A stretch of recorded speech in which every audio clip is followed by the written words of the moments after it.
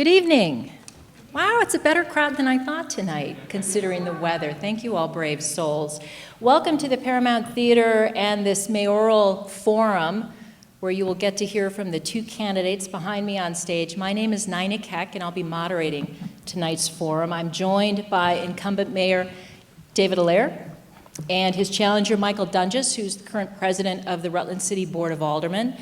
And this evening, we're going to hear about some of the major challenges facing Rutland City, and we're going to hear it framed through your questions. We asked you to submit questions electronically, and we're really grateful many of you did.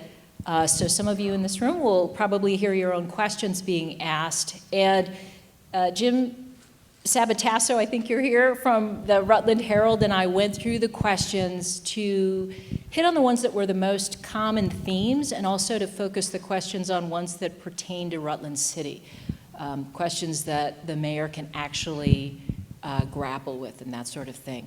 Neither candidate was informed. Thank you.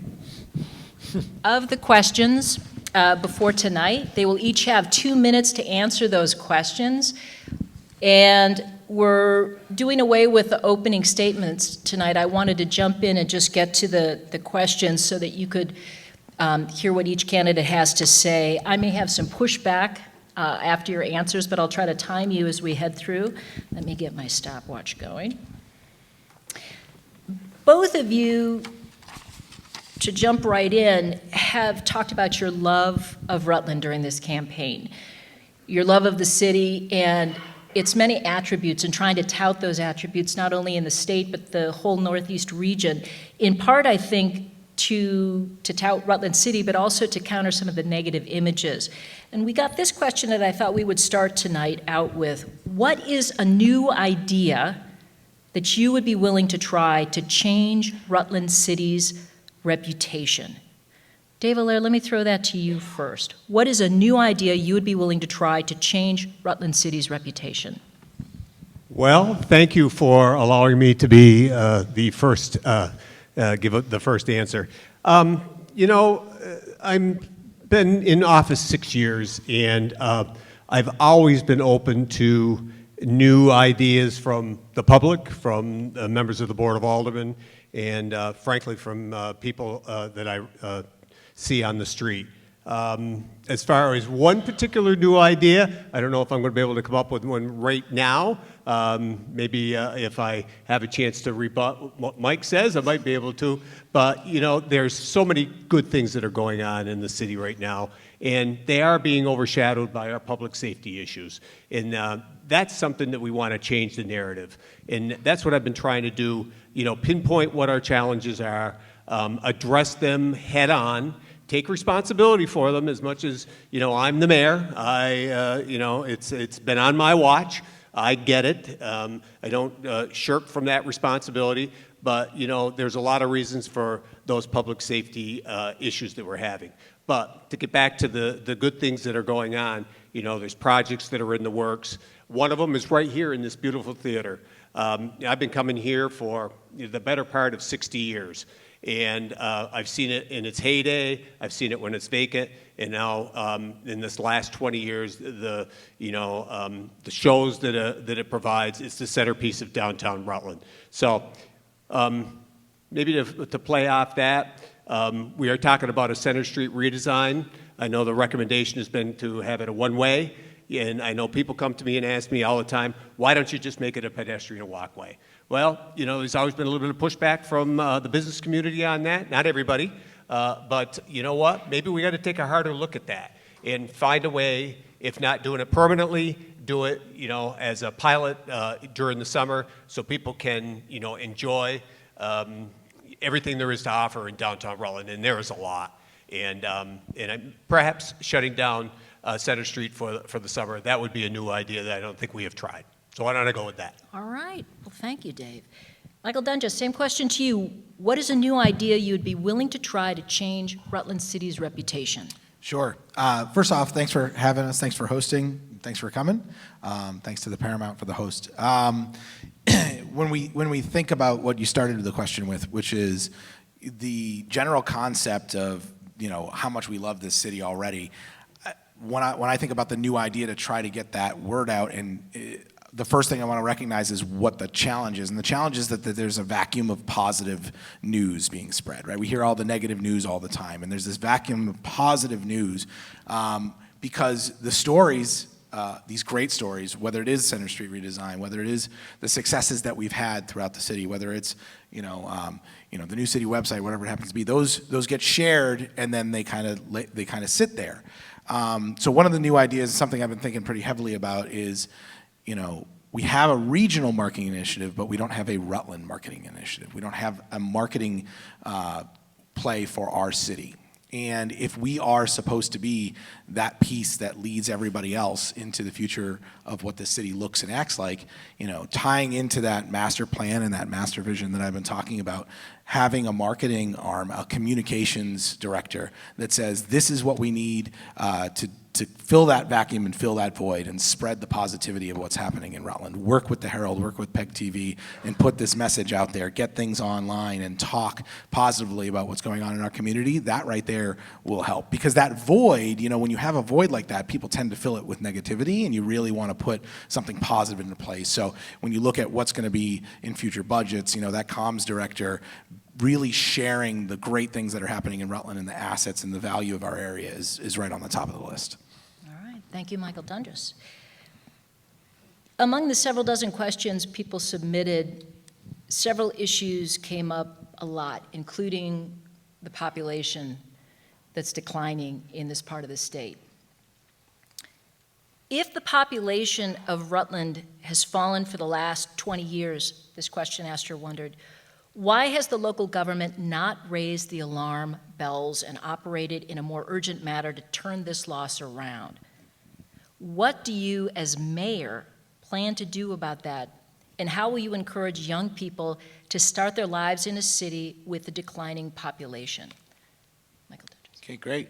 So I've been raising the alarm bell for quite some time now. I've been in city government for about 2 years, but even since we moved back to the Rutland area in 2016, what I recognized Rutland was missing is this vision and this plan. So if you think about it, we've been trying to keep the status quo for so long here that what we've done is we've allowed gravity to push us down and slide back on that population growth. So in order to combat that, we need to have a plan and a vision and a target and a set of goals. And we can do that through something called a city master plan. So a master plan isn't this mystic document or this mystic idea. It's an actual hard document that's required by the state of Vermont that allows us to say, here's what we want our city to look like. Here's how we want to behave and act and appear and market and all these different things. And we can build that document, right? We already have one, but it doesn't have these things in it today. We can build that document to say, in 20 years, we'd like to see another 15,000 people living in Rutland City. And then we can take that document, we can use that document to market that city. Go back to that comms director that we talked about, right? And take that document to use that and go to, the AMCs and the Regals and say, hey, now's the time to come and build your movie theater here. It'll cost you less, because in 20 years, there'll be twice as many people. Hey, Mr. Developer, we need housing. Come and build housing here. We have this housing plan that's attached to that master plan, and that because we have that population target, you can come and guarantee that in 10 years from now, you'll still have people living in that house. No one's going to invest in a decline unless they see the future of that incline, right? If somebody comes and builds a house here now, there's a chance someone might not live in it. Is that thought process from the outside, and we have to change that tide and head in a different direction. So having that vision document and having that goal to shoot for, Rutland one and as a whole, everybody going for the same goal, is probably the most critical part of turning things around. All right, Michael. So Dave Allaire, we were talking about, sounding the alarm. The question asker was wondering, if the population has been dwindling, why hasn't the local government done more? And here's the money question. What do you as mayor plan to do about that, and how will you encourage young people to start their lives in a city with a declining population? So I guess I'd like to answer that and to go back about 20 years. And the reason I do that is because that is, I think, kind of the critical period where we here in the greater Rutland region lost several of our large manufacturers. Across the country, manufacturing moved overseas. It was created a vacuum, and it created a vacuum in our region. And that vacuum has never been filled back up. And I think for a lot of different reasons. And the alarm bell has been sounding around here, but when you look around Vermont and you see where the growth is, because there is growth in Vermont, it's situated in, I think most everybody here knows this, it's been situated in northwestern Vermont. Chittenden County, Franklin County has seen really a population explosion, a growth explosion. I was just up there the other night at a basketball game. I'm still amazed at the amount of construction that is going on up there, even in these inflationary times. And where the growth is and where all that support is coming out of Montpelier, that in turn is not happening down here. Now, the alarm bells need to continue to be sounded. I think all the candidates, both at the Board of Aldermen level and at the mayoral level, have been talking about housing. Housing is a critical piece. If you talk to any major employer here in the Rutland region, the medical center, GE, Casellas, they're all telling me basically the same thing, that they're trying to hire new employees. They identify those new employees, but what's holding them back is no place for them to live. And until we address that situation, it's going to be very hard to increase our population. Now, I hear the number being tossed around about increasing it by 15,000. Well, that would be great if we, first of all, had the housing, but if we had the area and the ability to address what the needs of an extra 15,000 people would be, because there would be a tremendous amount of expense involved in that. Not that we can't do it, but it would have to be done incrementally and it would have to be done over time. The schools would have to hire more teachers, more support personnel. The infrastructure would have to be upgraded. There just would have to be an awful lot that would go into increasing it that much. I think if we look at doing it in small steps and have everybody on board, and I will say I'm very fortunate that the Board of Aldermen over the last few years, myself, have worked in a collegial way. We're all more or less talking out about the same issues, just a different way to do it. Thank you. Way to wrap it up. You brought up just now housing as being a key issue, and that came up with a number of the questions that we received. So let's dig into that a little bit. Using hotels as temporary housing in Rutland is bringing crime and violence to our city. Most residents do not want the hotels used for long-term housing. What can we as a community, what can we as individuals and as a city do to fix this dilemma? And what is your plan? Dave Allaire, let me start with you on that. Absolutely. So this is a topic that I have raised at any forums or any events that I have been at for the last, going on a couple of years now. Project Vision meetings, Rotary meetings. I've talked to the Rutland County Legislative Delegation, which I think there's a couple of members, former members that are here in our audience tonight, about that very issue. I think it's the number one issue facing our community, and there is a lot of reasons for the low-level crime and actually the more serious crime that we're seeing. And one is the hotel issue, but it's also the bail reform laws. There was a change to those statutes, which I think coincided with the COVID coming on, and the long-term effects have been very negative. What you see, we read up on our social media pages about our heroic Rutland City Police going out and arresting folks where they're turned around and right back out in the street doing the same things. That's got to stop. And somehow we've got to convince our lawmakers, all of us, not just government, but everybody in the community has got to continue to talk to their neighbors, talk to their legislators, that it's having a real world negative effect on our quality of life here in the city. And if we want to do any of the good things that are in motion right now and see them out to the end, to a successful end, we have to address that. So, let me just push back with asking, this question asker was wondering, what can we as a community and as individuals do? You brought up some policy issues like bail, but is there anything that the community in Rutland can do to help the folks that are in need of housing and are in temporary rooms and hotels right now? Well, we have an organization that's been in place now for about 10 years, Project Vision, which we both talk about, and which is so important. There is a revitalization of Project Vision over the last several months. It has a new leader, Matt Prouty. He's come back to the Rutland Police Department. We're so pleased that that's happened.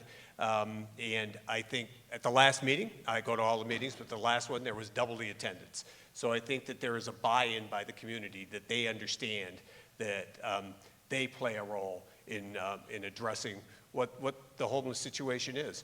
And, there's homeless for Rutland City residents and Rutland County residents. And then you have a population which are mostly in the hotels, which have come to our community basically on a free ride. And, that's what's creating the havoc. So, we have to get together, figure out who are the ones, the families, the legitimately homeless that need the help. All the other communities in Vermont are grappling with the same thing. And, help those folks, find them housing, do some short-term fixes. I've brought up in the last debate that I serve on the ad hoc housing committee. I know there's a couple people that are in the audience tonight that are serving on that. But we got to figure out short-term and then look at the long-term strategy for addressing just that. So I'm going to throw the same question to you, and I'll repeat it so you hear it. Thank you. Using hotels as temporary housing in Rutland is bringing crime and violence to our city. Most residents do not want the hotels used for long-term housing.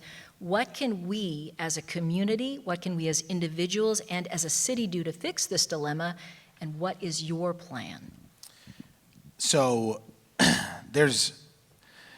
let's start with the community piece. The community right now, Dave was talking about Project Vision, and Project Vision, one of the big things in that last meeting that we heard consistently throughout these small working groups is there's a lot of what's called compassion fatigue, right? There are people that have been working in this community with this particular set of people, really working through all these challenges, and that has drained a lot of these volunteers, a lot of these social workers. So what can the community do to help? Getting involved, stepping up, volunteering, talking to your friends. We have positions open in the city for mental health workers that can't be filled. Talk to your friends that live out of town and say, hey, listen, it's a great place to live. Why don't you move here? And you can do that. You can come do some of that mental health work here. So that's definitely the community aspect. Communication, passing information back and forth, volunteering, those things we can do, because what happens is the people who are living in the hotels right now, they need that transitional situation. So that's the next piece, right? So what can we do as a city? The city can help develop with our partners, those other partners we were talking about, a 30-day, 60-day, 90-day transition plan. If you look at the Rutland Housing Authority, they were able to, with Lincoln Place, what the trust was able to, with Lincoln Place, take 11 individuals out of the hotels and put them into transitional housing, right? So we already have partners that have these skill sets and have the tools. We have to take the leadership, though, to say, here's the path for every single person in those hotels, and here's how we get them moved forward. And it doesn't matter whether they're from our community or not. We can figure out, the separation of that piece and how we get them maybe back to where they originally came from. Maybe they want to go home. We can help them do that. But in reality, we aren't going to be able to solve the problem by asking the state for help. It's going to take years and years for that additional help to come, and anything other than the dollars and the grants that exist today. So we have to use our partnerships, leverage those relationships, ask for those dollars that exist, and focus them on a plan. And I do believe that the city can lead that plan forward and develop that with our partners. A number of people have brought up the difficulty in finding housing in Rutland in general. You both just addressed the issue affecting people that don't have housing at all. But there are a lot of landlords, and I think you're both landlords, if I'm not mistaken. There are a lot of landlords that are taking their homes off the regular rental market and turning them into Airbnbs. This person wondered, a number of people brought up the difficulty in finding housing, landlords who have converted rental properties into Airbnbs. What are your plans to improve affordable housing in the city. Mike Dunges, let's go with you first. Sure. So we have to recognize the challenge first. There's actually, it's funny, as we go and put signs out and we do this campaigning, you spend time in almost every single neighborhood. And what you're recognizing, or what I'm recognizing as I'm going around, is there's a lot of vacant property. There's a great deal of vacant property here in the city of landlords that maybe haven't converted them to Airbnbs, they're just empty. Maybe some of these properties aren't in good enough quality to have people living in. Maybe some of them just need additional help to renovate them. So we have to increase that housing stock with what we have available first. So the Board of Aldermen have been putting together a rental rehab revitalization program, which will allow for 0% or low percent interest loans for people who live in their property that want to revitalize those apartments, right, that are in that building. So we can do that. We can actually draw additional people into those spaces, and they're a little bit nicer, a little bit more upgraded, so they charge a little bit more. What that does is that frees up lower income housing for other people to use, right? It frees up a place that might cost a little bit less. The other piece that I think is really important here is we need to continue to focus on development and growth. Now, that's a longer term strategy, but if we continue to focus on filling that gap for housing and really growing the housing stock, what that does is, for landlords like Dave and I, is that forces us to lower our prices, right? If there's more apartments available, it forces us to lower our prices. So as mayor, what I'll be able to do is lead along with that housing group, right? Because I think I said it in the last debate, that ad hoc housing group is fantastic. I'm happy to be a member, but I believe the city needs to take a leadership role in that conversation and guide and direct, what we can to, really invest in the housing stock in the city to make it more affordable for people that live here. Dave Allaire, so the question is, what are your plans to improve affordable housing in the city? So that is a multi-pronged answer, and let me see if I can parse it out a little bit. As far as the ad hoc housing committee that is up and running, I've been a regular attendee, and I'm trying to do what I can to lead the group, at least from the city government side, and let people know that are serving on that committee exactly what we can do under the current set of ordinances and state regulations, and what we need to identify if anything needs to change in order to free up housing. I think there are some things that can be done at the state level. There is some legislation that's being contemplated now to have more condenser buildings in perhaps single-family residential areas, so it would be more opportunities for people to grow. We're a city that's surrounded by the town. We only have a certain amount of area that we can build on, and that limits us to some degree. As far as the vacant housing, I think what you've seen quite a bit of is, first of all, there's a lot of responsible landlords out there. You have two of them right here, and there are a lot more out there. You don't hear from them you don't hear about them very much. You hear about the irresponsible landlords, but there are a lot more that are responsible in doing the right thing and trying to invest in their properties. But a lot of people from out of town, down country, bought property up here, sight unseen, during COVID. And they did it because they made some capital gains and made some money on their properties down there, and they wanted to have a place to escape, to get away from being, under the threat of getting COVID. And you can't blame them. But a lot of folks just bought those properties unseen and never really inhabited them. And so that's an issue. And then one other thing, we do have, I believe, an aggressive attempt, or actually what we're doing through our building and zoning department, is to register Airbnbs so we can identify where they are, if they can, and they can pay their fees, and so we know how many that we have in the community. I think most people are doing the right thing and registering, but I think there's still quite a few out there that are not, and I think that's something that the mayor needs to lead on with the Board of Aldermen after the election, and perhaps put some legislation in place where you can limit the number of Airbnbs. Dave, we had a question that kind of riffs off the zoning that you just mentioned. The city is currently updating its zoning ordinances. If you could change one thing about the city's zoning, what would it be? Well, changing something in the current zoning. I think a lot of what I just talked about, being able to responsibly build multifamily homes in zones which haven't historically you've been able to do. Now, I know that that's going to create some pushback, and it's very understandable. People have bought purchased and lived in some beautiful properties on more of the outskirts of our community, and it would be a change, but I think, again, if you did it responsibly and thoughtfully, that's a way that you could address the issue that you just brought up. All right. Same question to you, Michael Dungis. Yeah. The city's currently updating zoning. If you could change one thing about it, what would it be, and how would that help? So actually, I've had the privilege of going to the zoning meetings for the past, 2 years. The first year I was on the planning commission and as an assignee, and then in the past few months, after Alderman Nattori stepped down, I've been backfilling that role. So I've been having these conversations, and these meetings are fantastic. There's people with all perspectives, and they really come to these agreements. And I'll kind of echo what Dave said here. Multifamily housing, we have such a demand for housing in our city that multifamily housing is something that we need to focus on. When we look at that, though, we also have the opportunity to do that in some unique ways without too much disruption, right? So one of the things that we could do is encourage downtown living a little bit more through that process, right? A lot of the office buildings downstairs, they don't have people in the upstairs offices anymore.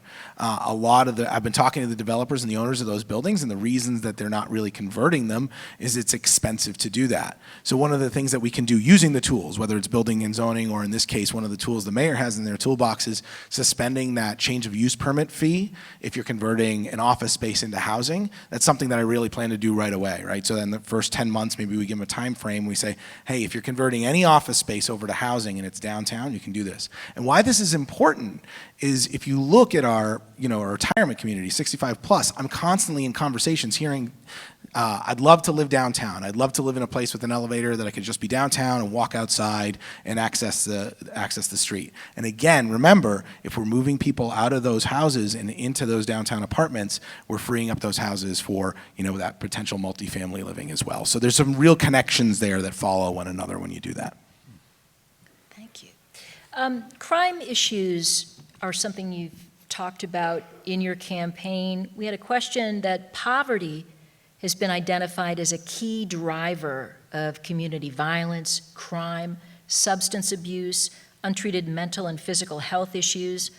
What plans, if any, do you have to invest in our impoverished population to get to the root of those issues rather than react to the symptoms?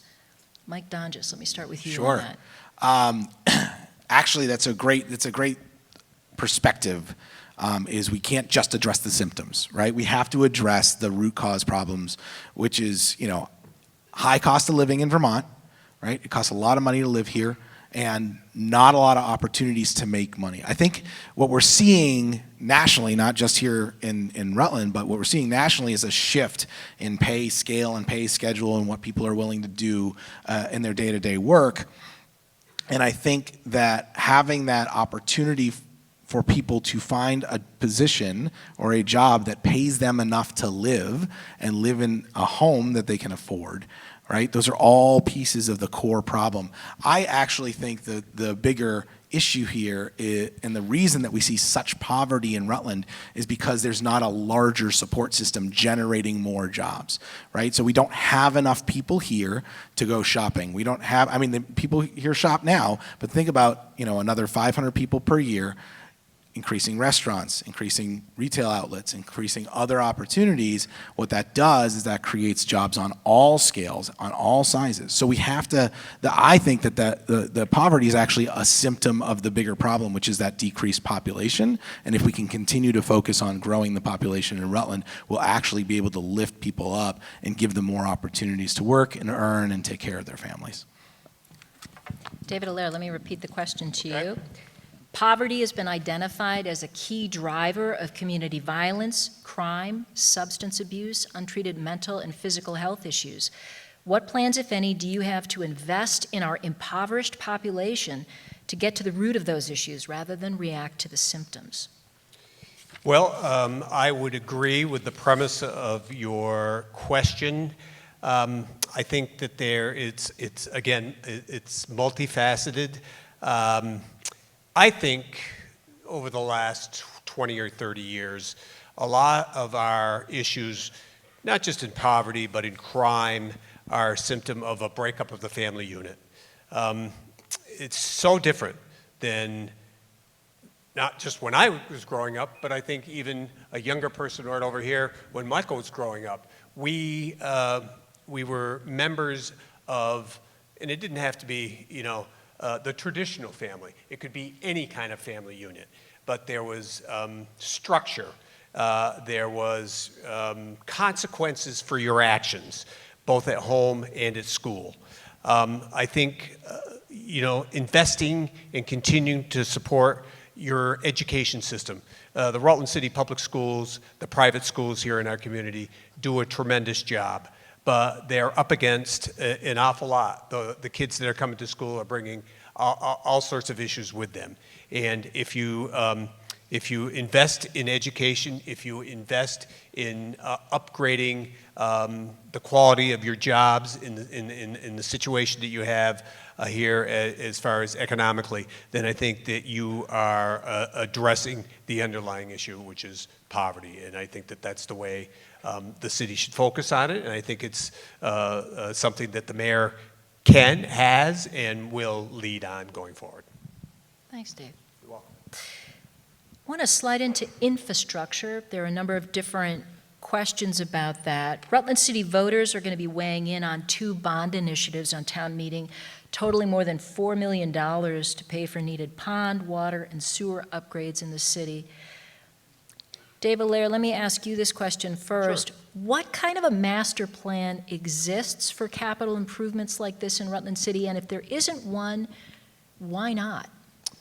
So I would say that yes, there is one, and I want to commend my predecessor, who back in, I believe it was the 2009-2010 timeframe, put out a plan along with his DPW commissioner that in order to address the aging infrastructure, mostly the underground pipes, but we're addressing streets and sidewalks at the same time, that it was going to cost $100 million over 100 years. And at the time, there was quite a bit of shock value. I can remember, gasping for air when I heard that, because, that kind of money is not something that we have readily available. But it's, he put in plan a place that I have continued on since I was elected in 2017, and we have aggressively addressed that aging infrastructure. It's 125 years old now, but we do it in a thoughtful way, and we do it with a plan 2, 3, 5, and 10 years out. We've been able to acquire about $8.8 million in grants over the last several years that goes from that is actually a savings to local taxpayers that's been able to go directly into these projects. So there is a plan. There's a continuing plan. We've aggressively been doing it. We work on the underground pipes first, and then we come along and put a plan together to pave the streets. The recent $5 million bond, we're doing twice as much paving and twice as much sidewalks as we ever have. The neighborhoods are looking great, and we're going to continue that for the next 2 years. Thank you, Dave. So Dave answered that we do, in fact, have a capital improvements plan. Michael Dunges, would you change that plan? And knowing what you do from the Board of Aldermen, perhaps you're familiar with how it exists now. What are your thoughts on the capital improvement plan for the city? Sure. So if we think about the plan that we have in place and what Dave was just mentioning, we have a plan to address systems. So we have a systems plan. We have a plan to pave some roads when we need to pave the roads. We have a plan to fix the plumbing that's been going on for quite some time.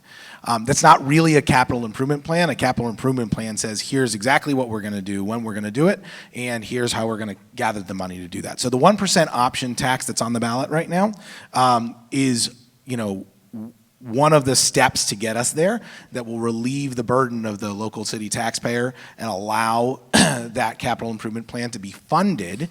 And that's another option on the ballot, right? There's another option on the ballot to actually set up a real capital improvement plan specific to major projects in the city. So when you tie those two things together, we can start to apply funds. The other challenge that we see with the plans as they've been laid out versus how we're going about them is we're going for bonds to fix these problems. So if it's $100 million over 100 or over 100 years, $1 million a year, then in the budget and how we appropriate that money, we should see that paving line item or the water line items appropriately assigned. However, what's happened is we've continued to cut those line items and then we go and borrow. So now we're using the same amount of money. It's actually costing us more because we're paying interest on it. So we're doing that under the guise that we're trying to save money on the budget, which is fair, but we're doing it at the behest of their future and we're having to pay more interest. So even though it might only be, 2% or 4% interest, that's 4% interest over 30 years once that money is started to use, and that's going to cost a lot more in the long run.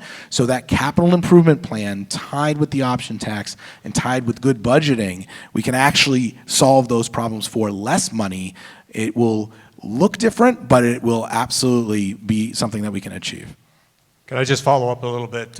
Because I think at the beginning of your question, you were talking about infrastructure, and then it turned into the capital improvement plan. So I just want to make sure that people understand that we've had also a capital improvement plan on the books since about 2014 or 15, but it's never been funded. There was no outside funding source. We did not go to the property taxpayers because there really wasn't the capacity to do that.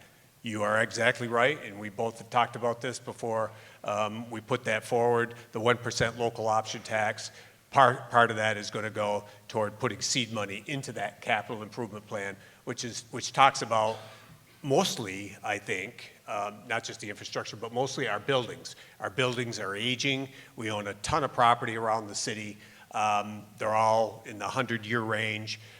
They're all need improvements, and this is really the only way that we're going to be able to support those needs is through that plan, that and putting some of that money toward the pension obligations that are at a deficit and to provide some property tax relief for our taxpayers. So, thanks. Fair enough. I want to stay on infrastructure.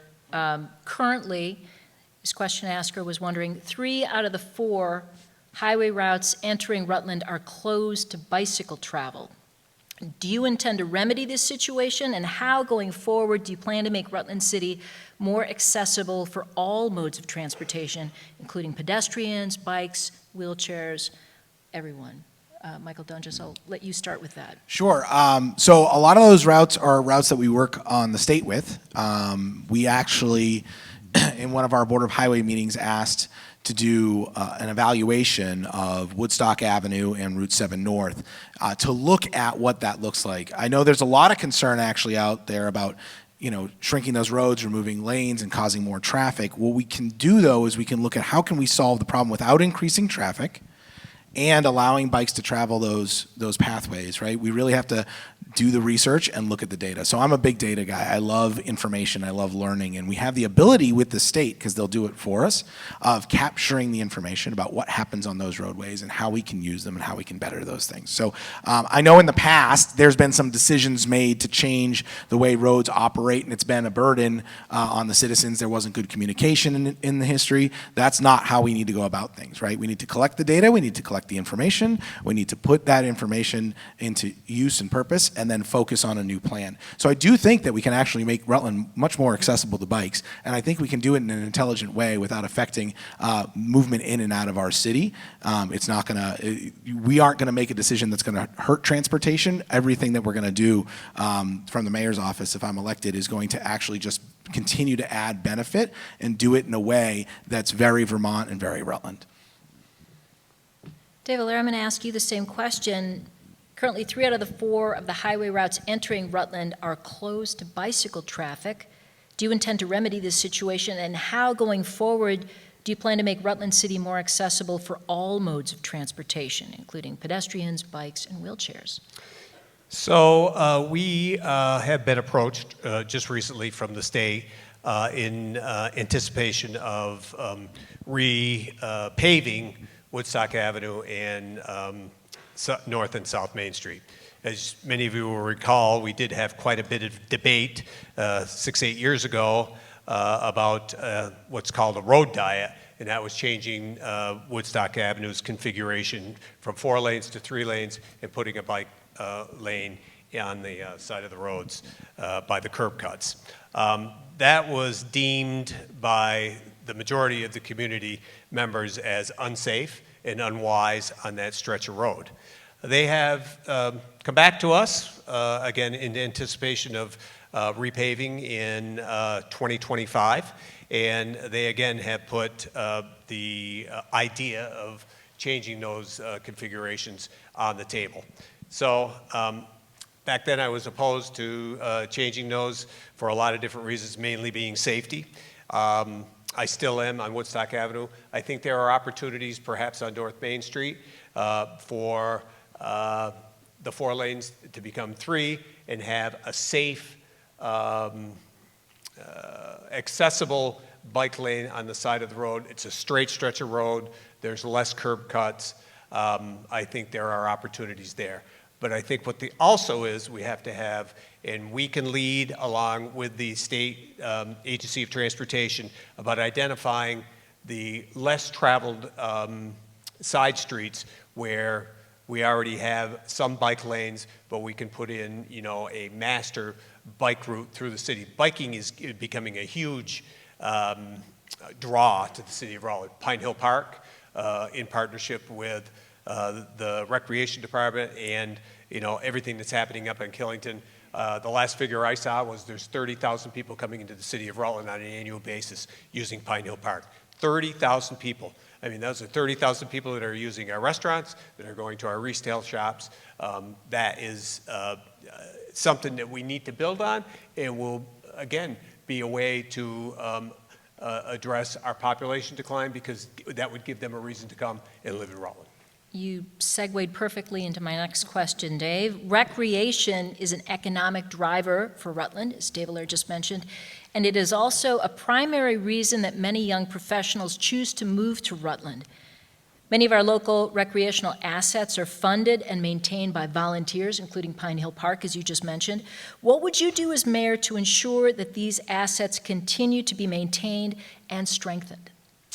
Well, since over the last 6 years, we have made tremendous progress in the recreation arena.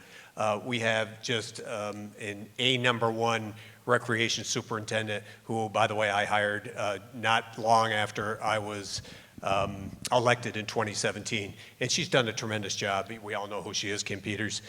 Thank goodness for everything that she's done up to this point. And I've tried to support her in all her endeavors.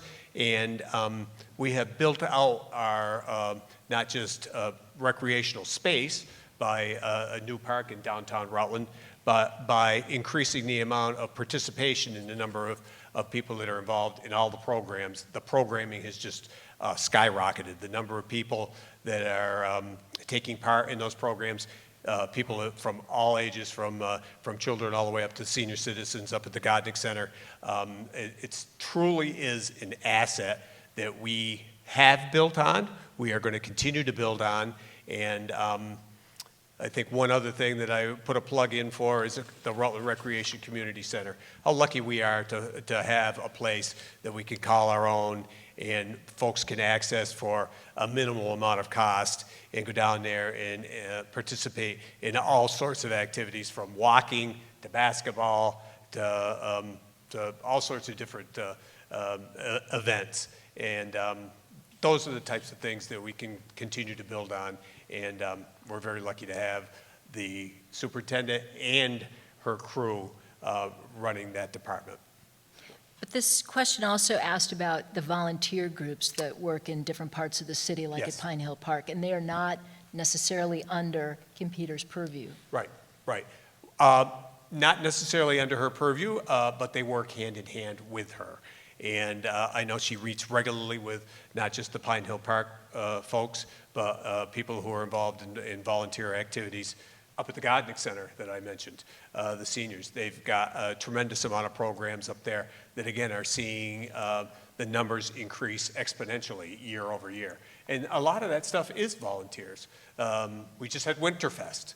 I think Mike volunteered during Winterfest. And, you know, the weather didn't necessarily cooperate for all the events, but it was a way for the community to get together and enjoy, you know, the winter and the events that they can here in downtown Rutland. And those are the types of things that volunteers can continue to do. So Mike Dundas, I'm going to throw that question to you. Focusing on recreation as an economic driver for Rutland, it's also a primary reason that many young professionals choose to move to Rutland. Many of our local recreational assets are funded and maintained by volunteers. What would you do as mayor to ensure that these assets continue to be maintained and strengthened? It's a great question. So there's two tiers of assets, right? There are assets that are in the city, right, like Pine Hill Park and our Parks and Recs Department's buildings and all the parks in town. And then there's the assets around the community. So I'm going to focus on the ones in the city, but I want to recognize that question, right? A lot of people come and live in Rutland because it's 20 minutes from Killington and 20 minutes from the lakes and 20 minutes from, you know, another location where they can go hiking or biking. So there's a lot of great things that bring people here, but to keep those assets in the city growing and becoming better, I think ties directly to how we can fund those volunteer organizations. So if you look at the bike trails that are getting built, they're constantly looking for grants. If you're looking at Pine Hill Park or the Belmont Trails, they're constantly looking for dollars. And one of the things that the city has, just by being a city, is the power to apply for those grants and assist those organizations in investing in those different areas. So one of the things that you'll hear me talk about a lot is I plan on hiring a grant writer at the city as soon as we can find the money in the budget to do it, because bringing additional federal dollars and state dollars to our city is how we're going to grow without burdening the taxpayer at all, right? When you apply for a federal grant, for every $8 that comes out of that grant, we only have to match 2.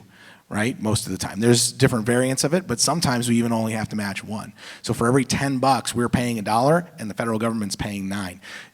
All of those recreational facilities, there's all sorts of programs out there. We have to be creative and thoughtful, but when we do that, when we're creative and thoughtful, we can actually bring money in to fund those organizations to help them continue that growth, which is one of those just amazing attractors for Rutland. And if I could, just follow up real quick, if I could. Thank you. So I just wanted to mention, and you brought up the idea of hiring a new grant writer. I just want to send out some kudos to probably the premier grant writer in the state of Vermont, as far as I'm concerned, that's Barbara Spalding. And she does a tremendous amount of work for us in all the arenas, you know, across all venues. And I know some of our department heads are into grant writing themselves and actually do a tremendous job of bringing that money in. So I just wanted to bring that up. And I'll just follow that up real quick to say Barbara is absolutely incredible. Her focus is grant administration, though, which is why having a grant writer, they're two different things. Grant administration is a very, very tedious task, and she does a phenomenal job working and grinding through that. But a grant writer is very specialized, and that's why that would have to be in that budget. Are we done with grants? Yes, we're good. Thank you. But we need more. Any grant writers out there, they're hiring. Rutland City and Rutland Town could save money and resources by working together. Do you have a strategy that would get the two communities to merge more services? Michael Dundas. You sure you don't want to answer this one first? No, I'm kidding. So I actually had somebody reach out to me just the other day and say, hey, in our neighborhood, we're struggling with a well that doesn't produce water at the rate that it should for the 10 to 12 houses that we have in the neighborhood. And we're in Rutland Town. Is that something that Rutland City would be willing to work with, is providing city water to the town in this area, or city sewer? We actually already do that, right? We already combine utilities and resources. So there's water going out towards the mall. There's actually, we do the same thing for Killington, right? So they have a sewer pipeline that comes down the mountain that ties into our sewer system. So we're not unfamiliar when it comes to working with the communities around us. And yes, Rutland Town, because we are surrounded by them, there's a lot that goes on there. Our fire departments do mutual aid today. That's more of a fire system, right? So that's something that they've already agreed to, and that happens all over the state. But when Rutland Town needs help, they can call our fire department, and actually turns out that our fire department calls Rutland Town a lot for extra assistance. So leveraging things like mutual aid, working with utilities and being able to provide that, assisting in police force, all those things happen today. I think where we can add some value as the city is to think about how we plan out the edges of our town in the future and how we can continue to provide those services, right? We can become, at least in the short term, a service provider to Rutland Town. They'll have to invest in the infrastructure to grow it, but I think there's a pairing there that, at this point, I think we're at a point where we can have that open discussion and kind of keep a lot of that old emotion out and start moving in the right direction there, so. Excellent. Dave Allaire, same question. Rutland City and Rutland Town could save money and resources by working together. Do you have a strategy that would get the two communities to merge more services? So one of the things that I wanted to do immediately after I was first elected was to kind of rekindle a regular dialogue with town government and the folks who were in the select board chairs. And I was able to do that, and developed a relationship with folks like Josh Terenzini, who went on to become a state senator, who now has moved away, and the current select board chair, Don Chaffee. And there are things that have just been mentioned that we already do work together on, and certainly our police and fire, they're in regular contact whenever there is a large event on the fire side, either in the town or the city. The other organization will cover that, either go and help and aid or cover their, in case there's any other calls. So you're right, we do provide water and sewer for the town. I think we have a mutually cooperative relationship and beneficial to both communities. They pay a little bit of a higher rate for their water, but we provide the infrastructure and pay for that infrastructure on our end to provide that. So there are a lot of things that are currently going on between the city and the town. There's, certainly several folks out there who remind me regularly that, maybe it's time for the city and town to start talking about, and I hate to even use the word, but I'm going to, merger. And, I heard it. I heard it here first. Wouldn't it be great? Because I think it would be wonderful for the city and wonderful for this whole region. But, again, I'm not sure that the folks in the town see it the same way that we do. And until that changes, we will continue to work on the things that we're working on right now. All right. I think we have time for one or two more questions. Let me ask this one. Now that we've talked about a number of the various issues, some of the challenges, you've heard a lot of the questions that have been brought up. What is your vision for the city in 5 years? And what are the 3 most important and tangible steps that you as mayor will take to get there? Dave Allaire, I'll start with you. Okay. Well, my vision for the city in 5 years is to have a safe, welcoming community that welcomes all folks from all walks of life, that they feel that they can raise a family here, walk the streets safely, have a place, have a robust school system, be able to provide a good job and secure housing for their family, and just feel good about their community, both internally and when they're talking to folks that live outside of our community. I'm up in Montpelier quite a bit. Actually, the perception of Rutland is pretty positive up there when you talk to folks. When people are talking to me, they say, boy, you guys got a lot going on down there in Rutland, don't you? And you know what we do? We have a lot going on. We have a lot of great things going on. And that's the kind of community that we want. We want to be safe. We want to be secure. We want to raise a family here. We want to thrive, be able to provide for our families. Want to build out the housing and everything else, all the other issues that we've talked about today. But I think those are the core values that we want to see in our community in 5 years. And I think some of the things that we have been doing over the last 6 years and some of the things that I want to work on in the next 2 years will build toward that vision. Can I just press you, though? This question asker was looking for kind of 3 very tangible steps to get that safe community that you are talking about that families would feel good about. Well, tangible steps would be to talk about specifics. I think we absolutely have to end the hotel program and take care of our homeless population and do it in a humane way and provide adequate housing through the local nonprofits, through city government, in cooperation with the business community to address that portion of the equation and address the low-level crime and provide our police department with the adequate resources, which we do already, but to build up their numbers and to address what you've been talking about in those ways. All right, thank you. You're welcome. Michael Dunges, we're talking about the final question here. What is your vision for the city in 5 years, and what are the 3 most important and tangible steps you as mayor will take to get there? Sounds great. Vision's a big word that I use. I tend to talk about a slightly longer vision, which is a 20-year master plan. But along the way, we need to have, 2, 5, and 10-year plans. So if we look at 5 years, absolutely safe, welcoming, accessible community to everyone is the top of the list, right?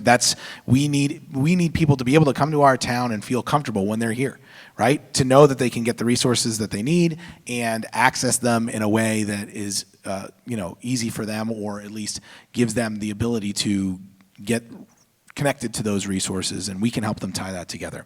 I think that we'll see Rutland's population growing in 5 years, right? So if I'm mayor, that's a target, and we have to set that long-term target. We don't have that long-term target and set of goals right now. And if we do that, even if we set it out 20 years, we can align the 5. So what is the 5-year goals? What are the 3 things that we can do, right? I think one of the first things outside of having that city master plan is to say, hey, City Hall, we're going to make it more accessible, and we're going to share more about Rutland. We need to attract people to our community in order for this community to grow. That's it. It's really simple. We talked earlier about these amazing assets that are around our city, these awesome things that we have to bring young people here. We are at an inflection point. All sorts of things have changed due to COVID, and we have seen other communities throughout the state of Vermont grow because they captured a group of people who could, families and couples and individuals alike, who could now work remotely and live in a town. We weren't prepared for that, and we can be prepared. So in the next 5 years, we'll see more of those people moving here that have hybrid work. One person, there's 15 jobs at the hospital that are nursing jobs available right now. I think that's the right number. Those people can bring their partner along with them. Nurses can work at the hospital and their partner can work remotely. So that's the first one, right, is attract people to Rutland. The second one is make City Hall more accessible. We have amazing people that work in City Hall today, but if you come in to get a permit or you're looking to get a license to start a small business, you're going to have to go to 3 or 4 departments. It's not really easy to move around. So that accessible City Hall, which is also part of that outreach, is a big piece of that. One of the things I'll do right away, mayors, I'm going to move my office downstairs. So right when you walk in the door, you'll be able to see, come and see me on the left-hand side there. And that'll hopefully, really draw people in to come and communicate with us about what their needs are so we can try to meet them.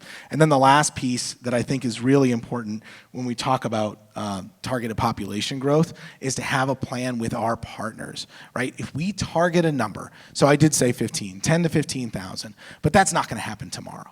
It's going to be, the first year, it's going to be 100 new people. The second year, it's going to be 200, right? And this is the same thing that the hub is talking about when they go to grow. They're talking about growing incrementally so that they can get to this target that is so important. This city is built for 30,000 people. It doesn't look like it right now because our families are smaller, but that's why we convert single-family homes into multi, right? That's why we have these opportunities for people to come in and develop properties. That's why we need to tear down some of these old houses that are falling apart that nobody lives in now and build new ones where more people can live.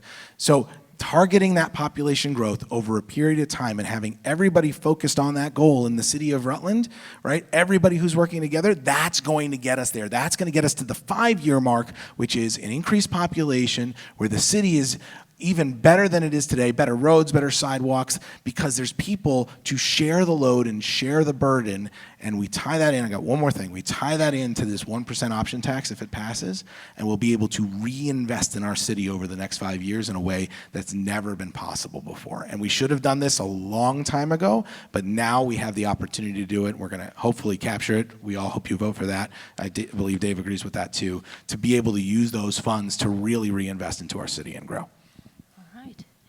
That is all we have time for this evening. I want to thank Mayor David Lair, Alderman Michael Dunges for being here tonight, sharing their thoughts. I want to thank all of you for braving the elements. I want to thank Jim Sabatasso from the Rutland Herald, also Eric Millette for hosting us tonight at the Paramount Theater, Sarah Nadler and the crew from PEG TV for filming, and again, a big thank you to all of you for coming out and to submitting questions. I'm Naina Keck. Thanks for joining us. We hope you found this forum helpful. Have a good night. Thank you very much. Yeah, nice to see you again.